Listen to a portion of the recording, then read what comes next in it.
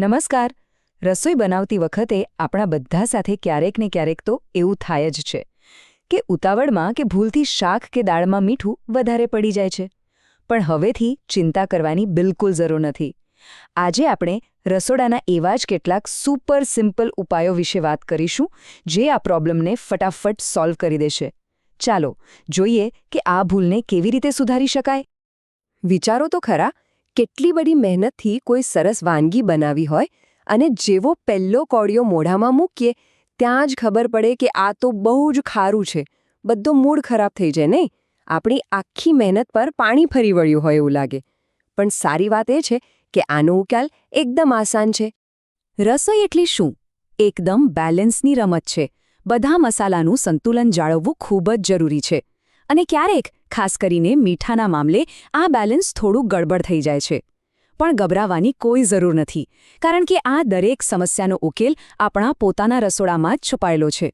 શાકમાં મીઠું વધારે હોય તો એનાથી ખાલી વાનગીનો સ્વાદ જ નથી બગડતો, પણ એ આપણા સ્વાસ્થ્ય માટે પણ સારું નથી. એટલે આ વાત ખાલી ટેસ્ટની નથી, હેલ્થની પણ છે. ચાલો સમજીએ કે આની શું અસર થઈ શકે.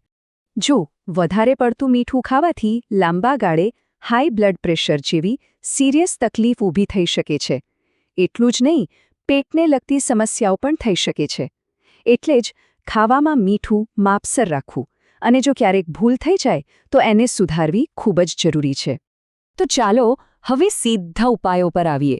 સૌથી પહેલાં એવા ઉપાયો જોઈએ જે વધારાના મીઠાને જાદુની જેમ શોષી લે છે.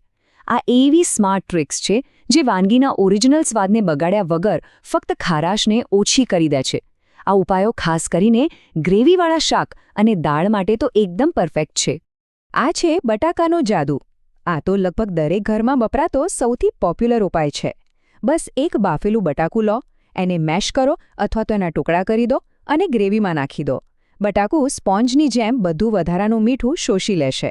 અને બોનસ પોઈન્ટ એ છે કે એનાથી ગ્રેવી ઘટ પણ થશે, એટલે સ્વાદ તો ઉલટાનો વધી જ જશે.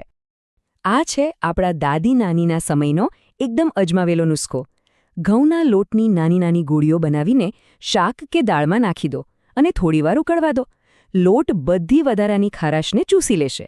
પણ હા, એક વાત ખાસ યાદ રાખવાની. પીરસતા પહેલાં આ લોટની ગોળીઓએ બહાર કાઢી લેવાની છે. હવે માની લો કે બટાકું કે લોટ વાપરવાનો વિકલ્પ નથી. તો શું? ગભરાવાની બિલકુલ જરૂર નથી. હવે આપણે એવા ઉપાયો જોઈશું જે ગ્રેવીને જ બેલેન્સ કરી દેશે. આ ઉપાયો વાનગીનું પ્રમાણ વધારીને અને બીજા સ્વાદ ઉમેરીને મીઠાની અસરને ઓછી કરી દે છે. જો કોઈ રિચ ગ્રેવીવાળી સબ્જી હોય ને તો આ ઉપાય બેસ્ટ છે. બસ 1 ચમચી તાજી મલાઈ કે પછી દહીં નાખી દો. મલાઈ કે દહીંની જે હળવી ખટાશ અને ક્રીમીનેસ હોય છે એ ખારાશને એકદમ કાપી નાખે છે. અને ગ્રેવી તો એટલી સરસ ક્રીમી અને ટેસ્ટી બની જશે. બસ દહીં નાખ્યા પછી શાકને ધીમા તાપે થોડીવાર માટે ચડવા દેવું. હવે ક્યારેક એવું બને કે મીઠું તો વધારે છે પણ ગ્રેવી ઓછી છે, તો શું કરવું? બહુ સિમ્પલ છે. થોડી ટમેટાની પ્યુરી અથવા સાંતળેલી ડુંગળીની પેસ્ટ બનાવીને શાકમાં ઉમેરી દો. આનાથી વાનગીનું પ્રમાણ વધશે, એટલે મીઠાનું પ્રમાણ આપોઆપ બેલેન્સ થઈ જશે. સાથે સાથે વાનગીને એક સરસ મજાનો નવો સ્વાદ પણ મળશે. ચાલો તો ફટાફટ એક નજર કરી લઈએ કે આપણે શું શું શીખ્યા.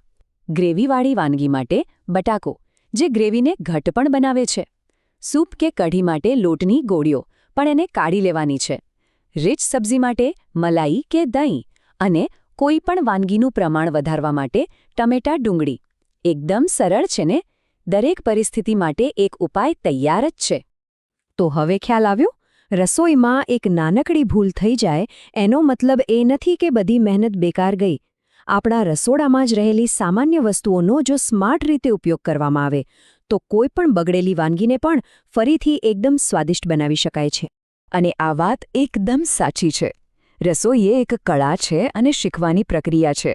આ નાની નાની પણ કામની ટ્રિક્સ આપણને એ જ શીખવે છે કે કેવી રીતે ભૂલોને પણ એક સ્વાદિષ્ટ પરિણામમાં બદલી શકાય છે. આ જ તો રસોઈનો અસલી જાદુ છે. આશા છે કે આ બધા ઉપાયો ચોક્કસપણે કામ લાગશે. રસોઈમાં આવી તો ઘણી નાની મોટી ભૂલો થતી જ રહે છે. તો જતા જતા એક સવાલ: મીઠા સિવાય રસોઈની એવી બીજી કઈ ભૂલ છે જેના માટે આવા જ સરળ ઉપાયો જાણવા ગમશે? જરૂર વિચારજો અને હા આનંદથી રાંધતા રહેજો.